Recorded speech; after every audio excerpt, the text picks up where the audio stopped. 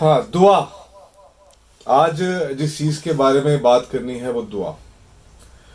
ہم میں سے ہر کوئی دعا کرتا ہے اور ہر کوئی دعا سے اپنی تقدیر کو بدلنا چاہتا ہے، اور تقدیر کو بدلنے کے لیے جو اہم چیز ہے وہ دعا ہی ہے.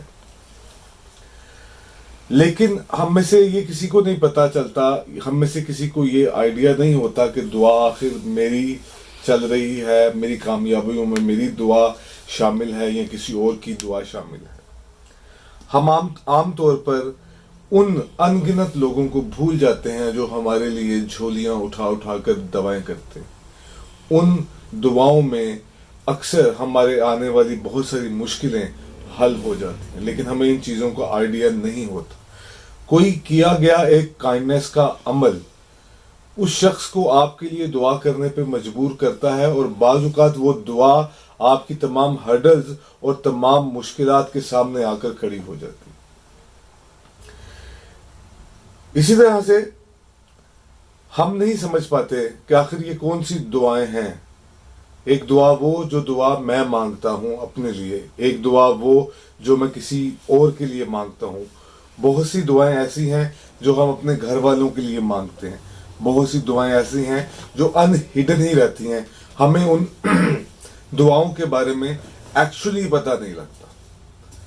تو کوشش کیے کہ زندگی میں کائنڈنس کی ایسی چیز ہے کہ ہم اپنی دعاؤں، اپنے سٹرگلز، اپنی پرابلمز، اپنی تمام چیزوں کے ان لوگوں کو کھڑا کریں جو ہمارے لیے دعائیں کریں، ان ہڈن دعائیں کریں.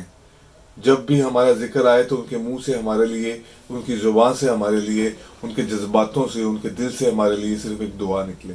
وہ دعا جو کل کو کبھی اگر جاتے ہوں، ہم کسی مشکل میں پھنس جائیں، کوئی ہرڈل ہمارے سامنے آ جائے، کوئی خواب پورا نہ ہو، تو وہ دعا ہمارے سامنے آگے کھڑی ہو اور ہمیں پروٹیکٹ کرنا شروع کر دے.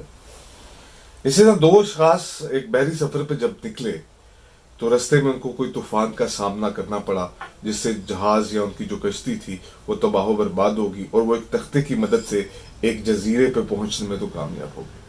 لیکن اس جزیرے پہ زندگی گزارنے کی کوئی بھی چیز اس طرح کی جو تھی وہ اویلیبل نہیں تھی.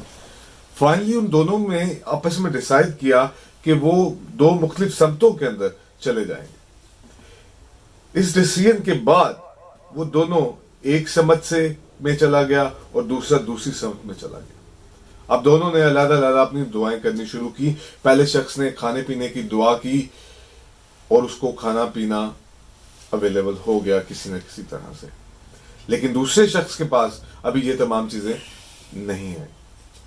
اسی طرح پہلے شخص نے پھر دعا کی کہ ادھر کوئی مجھے سروائیول کے لیے کچھ ایسی چیز آ جائے کہ میں وہاں پر یہ شیلٹر بھی مجھے مل جائے. تو کچھ نہ کچھ کر کے اس کی دعا یہ بھی پوری ہوئی اور وہ ایک شیلٹر کے اندر بھی آ گیا. لیکن دوسرا جو شخص تھا اس کے پاس ابھی یہ دونوں چیزیں موجود نہ تھیں.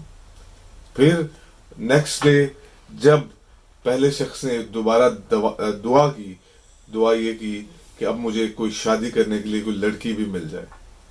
سڈنلی کہیں نہ کہیں سے ایک لڑکی نمودار ہوتی ہے جس سے وہ شادی کرتا ہے اور معاملات آگے چلتے ہیں. جبکہ وائس ورسا جو دوسرا شخص تھا اس کے پاس ان تینوں چیزوں کی ابھی کمی تھی. اگلے دن جو پہلا شخص ہے وہ پھر دعا کرتا ہے کہ اب کوئی ایسی تدبیر بنے کہ مجھے کسی طرح سے میں اپنے گھر واپس چلا جاؤں. تو ابھی یہ دعا بھی اس کی پوری ہوتی ہے اور سڈنلی ایک جہاز جو ہے وہ لنگر انداز ہوتا ہے اور وہ دونوں اس کے اوپر بیٹھنے لگتے ہیں. جبکہ جو دوسرا شخص ہے وائس ورسا وہ دوسری طرف ہی رہتا ہے، اس کی کوئی بھی پوری نہیں ہوتی. اب وہ جو پہلا شخص ہے جس کی تمام دعائیں پوری ہوتی ہیں، تمام طرح سے اس کے معاملات ٹھیک ہوتے ہیں، وہ اپنے گھر کی طرف جا رہا ہوتا ہے. سڈنلی جب وہ جہاز کے اوپر سوار ہونے لگتے ہیں تو اس کو غیبی آواز آتی ہے. غیبی آواز آنے کا مطلب یہ کہ اس کو آواز آتی ہے کہ اب تو دوسرے شخص کو اپنے ساتھ لے کر نہیں جائے گا. اس نے کہا کہ دیکھو اگر اس کو جانا ہی ہوتا، اس کے سارے معاملات ہوتے تو اس کی بھی ساری دعائیں قبول ہوتی. مطلب میری دعا قبول ہو رہی ہے اور میں گھر جا رہا ہوں. اب وہ جو دوسرا شخص تھا اس کی تو کوئی دعا پوری نہیں ہوئی، تو میں کیوں جاؤں.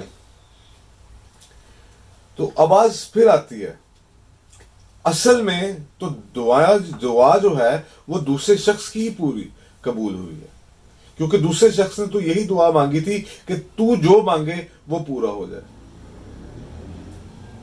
اسی طرح سے زندگی کے اندر اسٹرگل کرتے کرتے آپ جینوئن طور پر یہ نہیں بتا سکتے، آپ جینوئن طور پر یہ بات نہیں کر سکتے آخر کس شخص کی دعا کب کیسے آپ کے لیے قبول